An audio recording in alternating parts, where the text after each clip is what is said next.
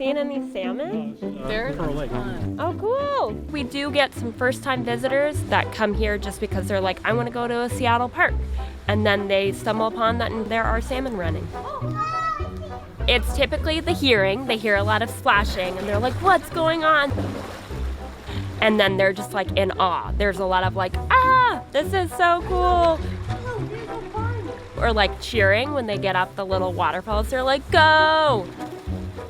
Hi everyone, my name is Julia Glassy and I am a volunteer salmon steward. I just can never get enough of them. I'm always like, yay, they're back. I'm so excited and I have to like share with family and friends. I mean, think about how hard it is to swim against a current and make their way back from the Pacific Ocean all the way to their home stream. That's gotta be some hard work.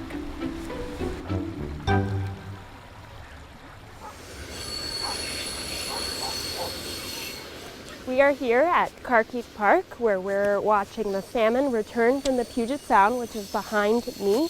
They're entering back into their spawning time, which is going through these culverts underneath the train tracks. Once they enter this fresh water, their body stops doing a lot of different things, including eating. They don't replenish their scales. Their main focus is strictly finding a mate.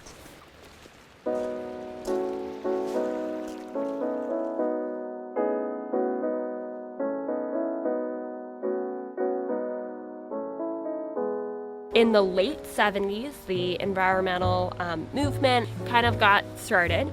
And so that is when some community members formed the Carkeek Watershed Community Action Project.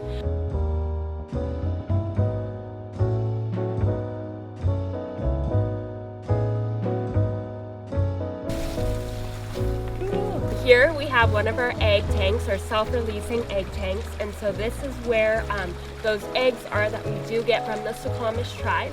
They actually get to self-release because they're swimming in that water, and then they get into Venema Creek. My hope is that, in fact, if we did stop inputting chun salmon, that there might be a little bit of a natural run that does occur. It really depends on who you ask. Really, a lot of it is that this is a huge education piece to community members.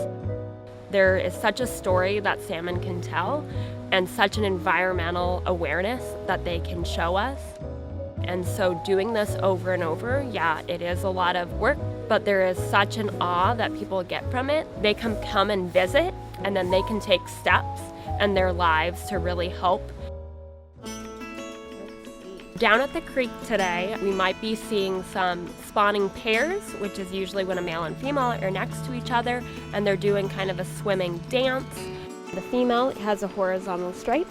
The male will have kind of dashes along, up and down from like the top, on its side. The female, she flips on her side and then splashes quite a bit with her tail to create like a little dip in that gravel, which is then when she deposits her eggs. We might also be seeing two males fighting each other. This is very normal for this time of year. They are maybe fighting for space or for a female that they are trying to spawn with. Earlier this fall, in October, there is a coho salmon run that does happen every year, and it is in the Cedar River system, which does come out of Lake Washington, and that is a natural run. The chum salmon run here at Piper's Creek in Carkeek Park is really special to me because that, yes, humans influence this area, but they also are taking steps to also be the helpers to this system and to take actions to help it as well.